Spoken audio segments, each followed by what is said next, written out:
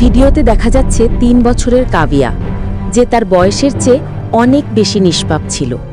সে এমন একটা মেয়ে যার মুখের হাসিটা ছিল তার বাড়ির শান্তি, কিন্তু কেউ ভাবেনি যে তার সেই হাসিটা একদিন পুরো শহরকে কাঁপিয়ে তুলবে। এটা রাজস্থানের আজমের জেলার ঘটনা। এক মা, এক মেয়ে আর এক রাত, যেটা বদলে দিল সবকিছু। নমস্কার বন্ধুরা, আমি আপনাদের হোস্ট সুজাতা, আর আপনারা দেখছেন সুজাতা ক্রাইম ফাইলস। আজ আমি আপনাদের সামনে তুলে ধরতে চলেছি এমন এক সত্য ঘটনা যা শুনে আপনারা ভাবতে বাধ্য হবেন, একটি শিশুর জন্য সবচেয়ে নিরাপদ আশ্রয় সেই মায়ের আঁচল কি সত্যিই সুরক্ষার প্রতীক? আজ আমরা দেখব এক এমন গল্প যেখানে মায়ের মমতা আর মানসিক অন্ধকারের সংঘর্ষে জন্ম নিয়েছিল এক রক্তহীন করা বাস্তবতা। ছবিটিতে যাকে দেখা যাচ্ছে তার নাম অঞ্জলি সিং, আর যিনি এই ছবিতে দেখা যাচ্ছে তিনি হলেন রাজু সিং। তিনি কাভিয়া সিংয়ের বাবা এবং অঞ্জলি সিংয়ের স্বামী। 2021-এর শেষ মাসগুলোতে অঞ্জলি আর রাজুর বিয়ে হয়ে গেল। বিয়ের পর তারা বারাণসীতে একটা ছোট ভাড়া বাড়ি নিয়েছিল। প্রথম কিছু মাস ভালোই কাটল, তারপর বছর গেল আর 2022 সালে অঞ্জলি একটা সুন্দর মেয়েকে জন্ম দিল, যার নাম রাখা হলো কাভিয়া। মেয়ের আগমনের পরে মনে হচ্ছিল ঘরটা যেন খুশির ঢেউয়ে ভরে উঠল, কিন্তু সময়ের সঙ্গে সবকিছু বদলাতে শুরু করল। যদিও মেয়েটার জন্মের প্রায় 1 বছর পর থেকে অঞ্জলির আচরণ ধীরে ধীরে বদলাতে শুরু করল। সে এখন বেশিরভাগ সময় চুপচাপ থাকে, প্রায়ই রেগে যায়, আর অনেকবার না বলে বাড়ি ছেড়ে একটু সময় থেকে কয়েক ঘন্টার জন্য বাইরে চলে যেত।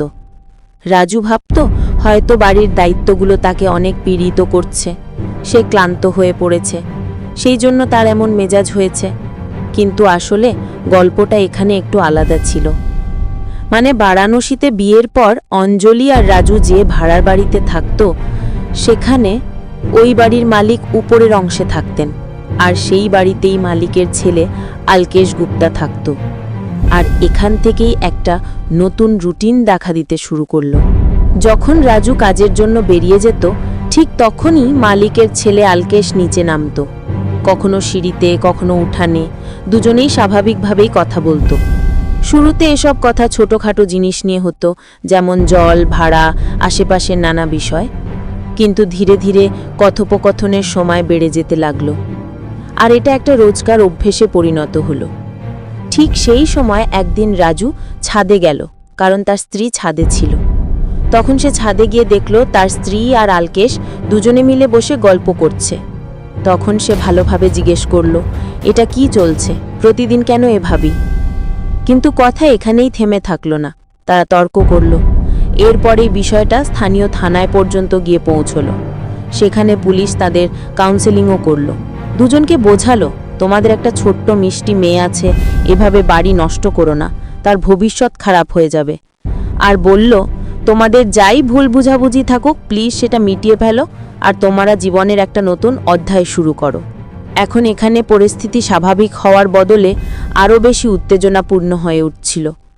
বাড়িতে ঝগড়া বাড়তে লাগলো, আর শেষে এমন একটা সময়ও এলো যখন রাজু তার স্ত্রীর সাথে কথা বলতে থেকেও কৌশল করত। আর এখান থেকেই সম্পর্ক আরও ভেঙে পড়তে লাগলো। প্রথমে বিশ্বাস শেষ হয়ে গেল, তারপর নানা অজুহাত, আর শেষে অঞ্জলি বলল যে সে প্রয়াগরাজে তার বোনের সঙ্গে থাকতে চায়, এখানে নয়। সে চায় ওখানে থাকবে, নিজেই চাকরি করে তার মেয়ের লালন পালন করবে। কিন্তু রাজু একেবারেই রাজি হয়নি। কিন্তু অঞ্জলি কোনো কথা শুনল না এবং মেয়ে কাভিয়াকে নিয়ে বাড়ি ছেড়ে চলে গেল এবং তার লিভিং পার্টনার অলোকের সঙ্গে থাকতে শুরু করলো। একদিন প্রায় 10:30টায় অলোকেশ অঞ্জলিকে ফোন করলো, কিন্তু অঞ্জলি ফোন ধরল না। তারপর গভীর রাত প্রায় 2টোর সময় অঞ্জলি নিজেই অলোকেশকে ফোন করলো এবং ঘাবড়ানো কণ্ঠে বলল যে তার মেয়ে কাভিয়াকে কোথাও দেখা যাচ্ছে না। সে বলল হয়তো সে হারিয়ে গেছে। অলোকের সঙ্গে সঙ্গেই চলে গেল সেই জায়গায় যেখান থেকে অঞ্জলি বলেছিল। সিটি হাসপাতালের পিছনের রাস্তার কাছে তারা দুজনে অনেক ঘন্টা কাভিয়াকে খুঁজতে লাগলো, কিন্তু এই ছোট মেয়েটার কোনো খোঁজ পেল না। তারপর প্রায় 4টের দিকে এলাকায় কিছু পুলিশ টিম তাদের দেখে যে তারা অনেক চিন্তিত। তখন পুলিশ কনস্টেবলরা তাদের কাছে এসে জিজ্ঞেস করলো। তখন অঞ্জলি বলল, আমার মেয়ে যে 3 বছর বয়সী, সে হারিয়ে গেছে। এই কথা শুনেই পুলিশ সঙ্গে সঙ্গেই ওয়্যারলেসে খবর ছড়িয়ে দেওয়া হলো আর ক্রিশ্চিয়ানগঞ্জ থানাকে অ্যালার্ট করা হলো। কন্ট্রোল রুম থেকে 4টি টিম ওই জায়গায় পাঠানো হলো আর আশেপাশে সিসিটিভির ফুটেজ খতিয়ে দেখা শুরু করলো। কারণ সে মাত্র 3 বছরের একটি মেয়ে ছিল আর রাতের অন্ধকারে এমনভাবে হারিয়ে যাওয়াটা বড়ই চিন্তার বিষয়, যে কোনো অঘটন ঘটে যেতে পারে। তাই দ্রুত ব্যবস্থা নিয়ে কন্ট্রোল রুম এখানে 4টে টিম গঠন করলো।